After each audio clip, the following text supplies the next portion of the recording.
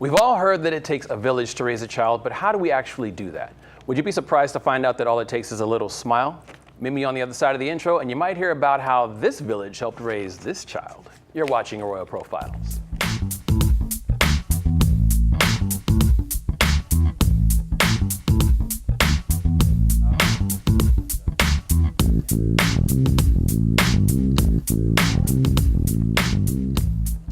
Here on the Arroyo Channel, we have a producer who has made it her life's work to help you find and share your smile.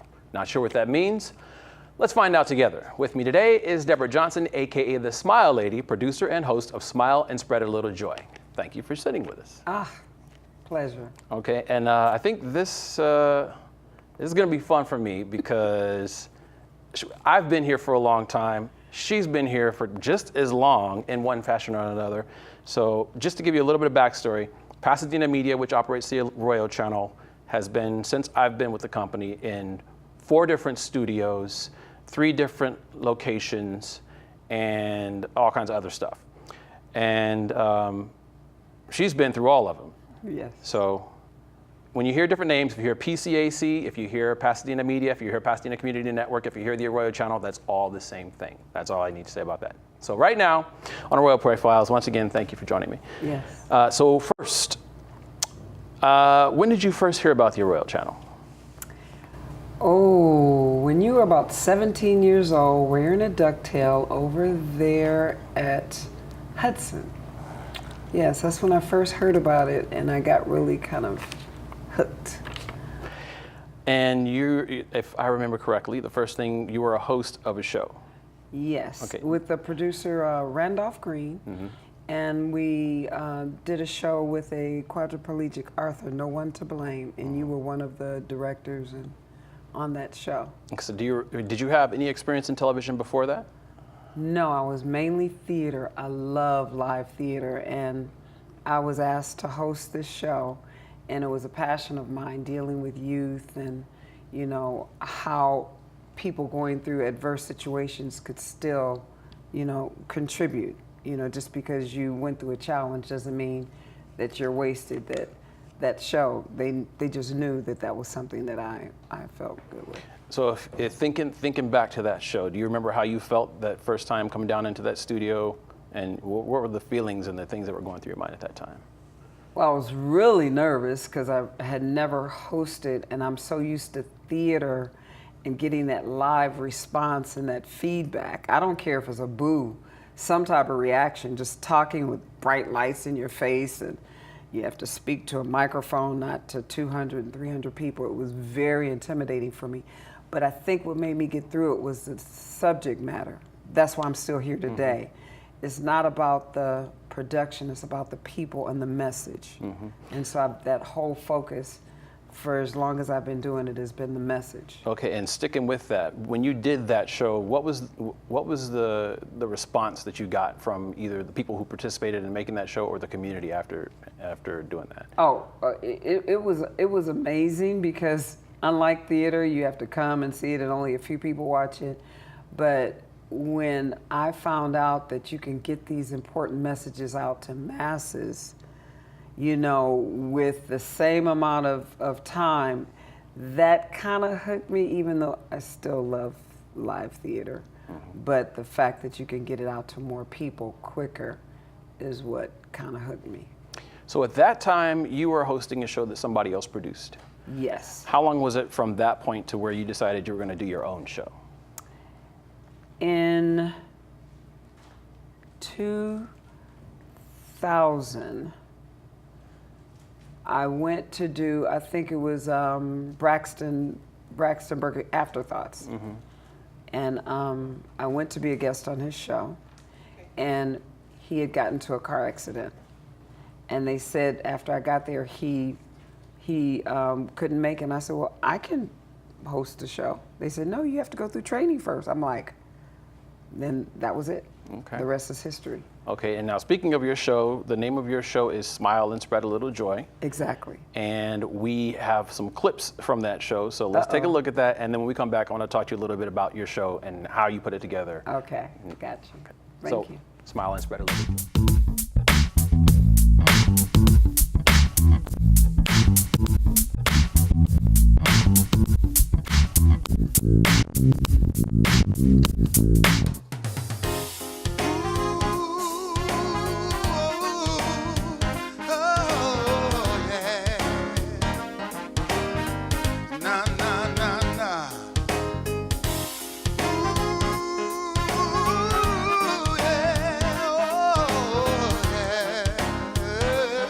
Holding on to anger and resentment is like taking poison, hoping the other person dies.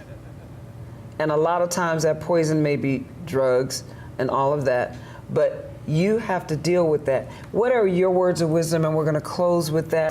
My words of wisdom would be that if you're in trouble, reach out for help. Reach out to somebody close to you.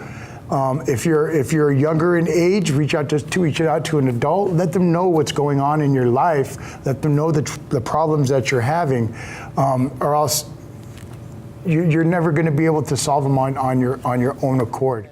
You know, and that's the importance of what we do in this industry, is that, you know, it's not an isolated industry. You have to definitely be able to connect with other people. Thank you. Say that again. You have to be able to what? Yeah, we have to connect. What I want to say is, women, we are settling for less. I bet you I ain't going to go with nobody that's going to abuse me and hit me. Trust me. They call themselves going to hit me. I'll be picking up 911 while I'm kicking them. You got that right. I think they call that misogynistic. Oh, I'll massage his neck stick. You let him hit me. And don't be keeping that stuff a secret. You see what they claiming, this famous man with all these 50 women. I ain't even gonna mention the man's name. I don't even want to get it out there like that. But everybody kept it a secret for 26, 30, 50 years. Now they on oxygen machines trying to say what happened. Now, I'm not saying it didn't happen. But that's where we're bad, where we keep these wrong type of secrets, and our kids keep these secrets, and then you find out later that they kept these secrets because we taught them to keep them. Don't keep that stuff a secret. And then hold it high so the camera can see it. Okay. And I'm going to trap mine behind yours. Okay. Now, I'm not going to snap it. I just want you to see you can feel the pull on the rubber band, yes? Yes. Now watch closely. It pulls through right there. No. Now, I'll tell you how it works. People, I am about to, I'm scared. Okay, go I'll tell you ahead. how it works. Every rubber band has a soft spot. Yes. In this rubber band, the soft spot's right here. Okay? No. It breaks real easy there. Right. Okay? But if you hold the two ends together and give them a little rub, it goes back together like that. I committed a crime, Lord, of needing, a crime of being hungry and poor. I left the store man dead and bleeding when he caught me robbing his store. So hold it steady right there while I hit it. Well, I reckon that ought to get it. I've been working and working, but I still got so terribly far to go.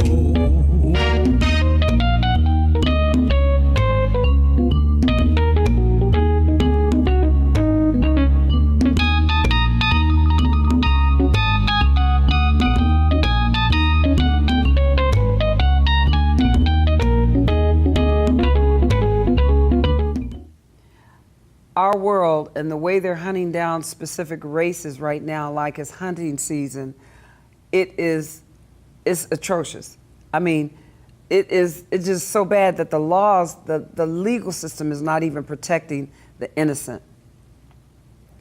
And that's why it's so important for you to know what smile is. No, it's not me because I'm happy all the time, because people know me, I could be as skunky as the next person.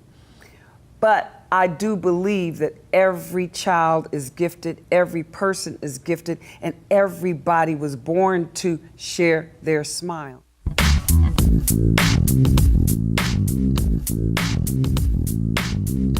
That was a small sample of some of what the Smile Lady does on her show. Now we're going to find out a little more about how she does it. And that video kind of lays a pretty broad groundwork for what it is you've done, and having done your show for as long as you've changed it a few times. Tell us one more time what SMILE is. Well, SMILE is an acronym, and it came out in 1992 with the Rodney King incident, and they were saying, can't we all get along, and what can we do to make a change? And when SMILE came out, it was like, I can smile, I can share. And the acronym S is for support, M is for motivate, I is for invest, L is for love, and E is for educate. And I truly believe that every single person on this earth was born to support, motivate, invest, love, and educate, and leave this place better. So. And as you've been doing your show since you started producing it on your own, and you've also produced at other access stations as well. It's yes, not just limited Time to Warner, Comcast, yeah, yes. You've kind of been through the whole gamut. There's not many of them left, but yes. We're still here. We're still here. How has your show changed over those eras? Because TV has gone through its own changes, and you've kind of just rolled along with the punches. And there's been some punches thrown. Oh yes. Well, basically, when I first started, I wanted to feature the talent and the gifts of youth. And I don't know if you remember, most of my shows geared around the young children in the Pasadena Unified School District.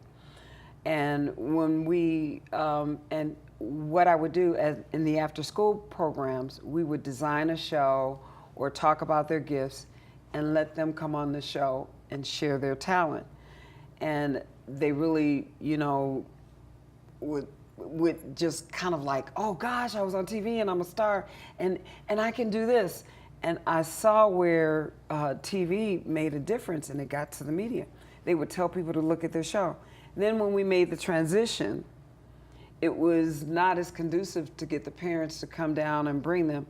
I focused on mentors who can inspire the youth, because if they can't see it, they can't be it. And there's so much talent in Pasadena that can inspire these youth. And now I'm on the verge of interviewing people over 100 years old. I'm doing a centurion thing, and elders to talk to the youth, because a lot of them didn't have grandparents or parents.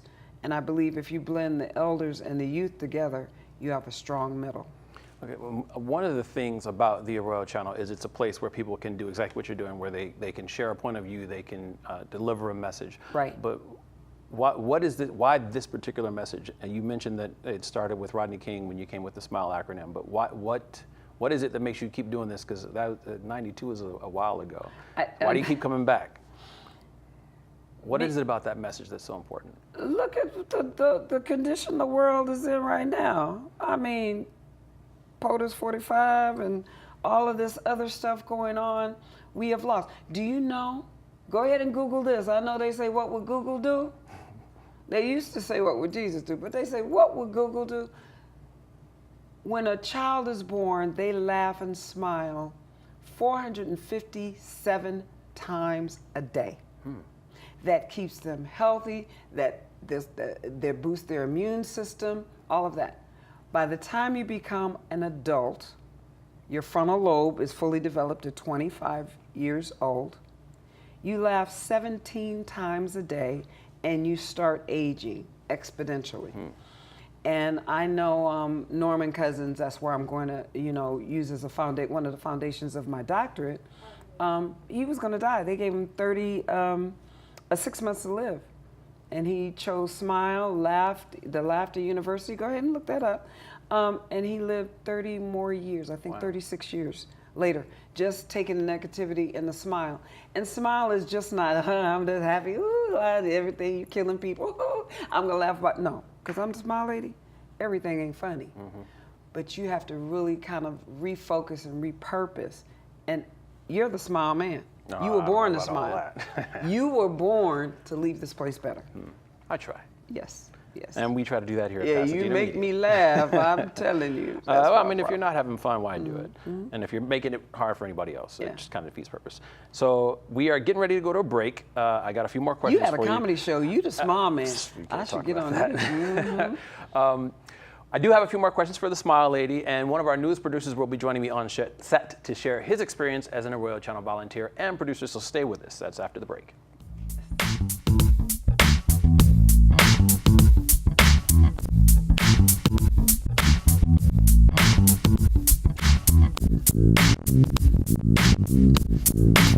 Bye, Janet. It's nice seeing you again. You look good, girl. Just let me know what I can do to help.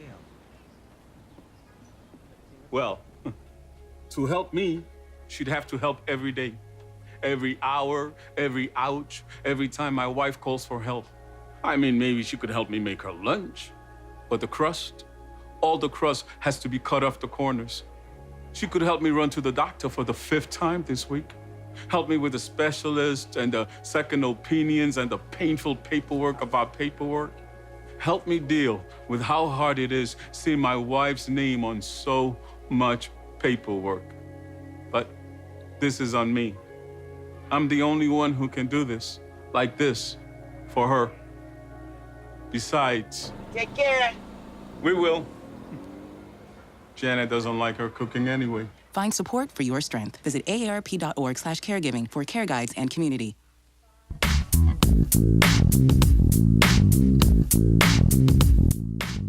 Welcome back. I'm here with the Smile Lady, and we're just wrapping up our conversation about her experiences as a veteran producer at Pasadena Media, as she shares some, and hopefully she'll share some more of her wisdom for those of you who may be considering a show of your own.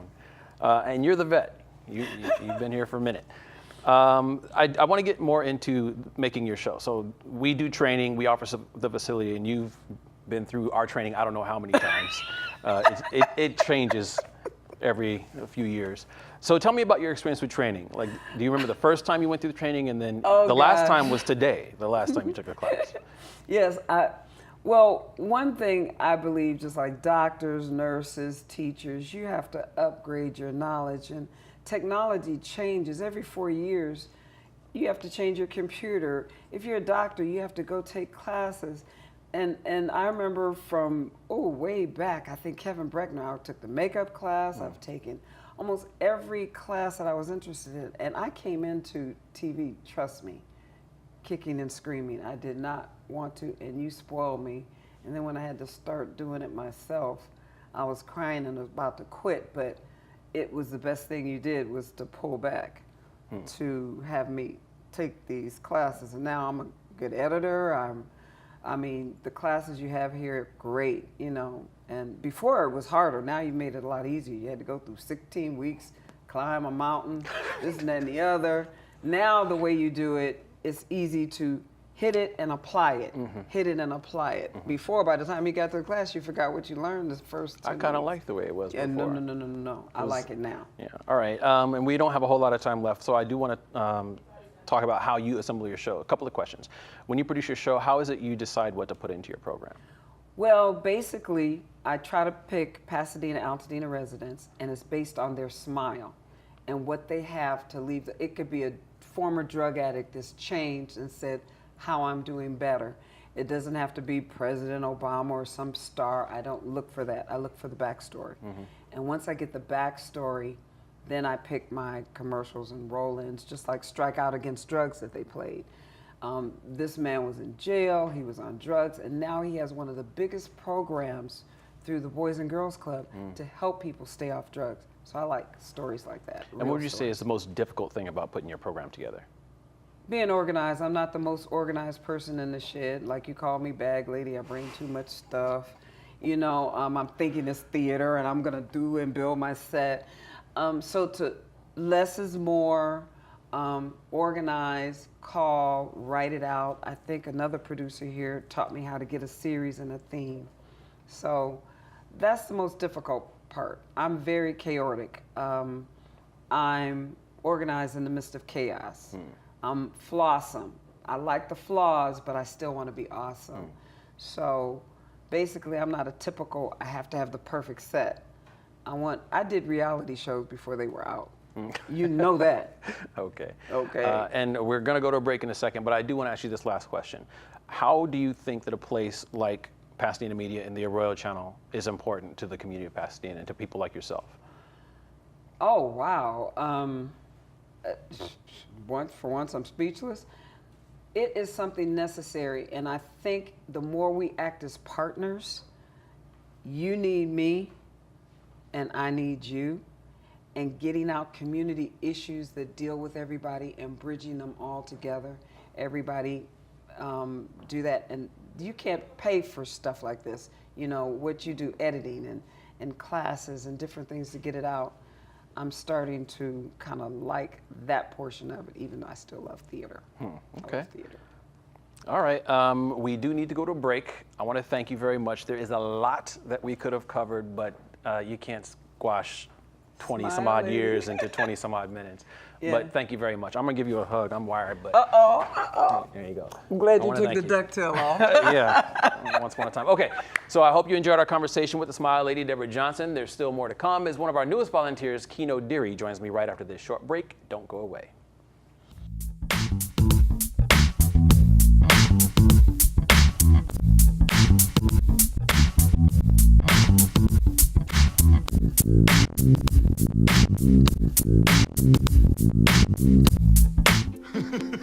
I'm a retired school psychologist, and helping people was my thing. I was very independent and thought I could take care of myself. I fell and I had to have Meals on Wheels.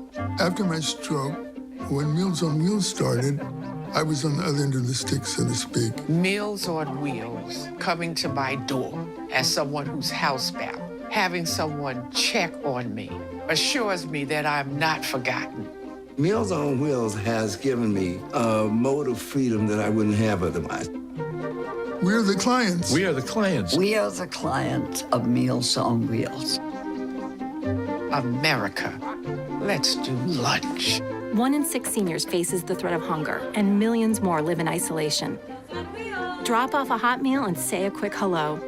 Volunteer by donating your lunch break at americaletsdolunch.org.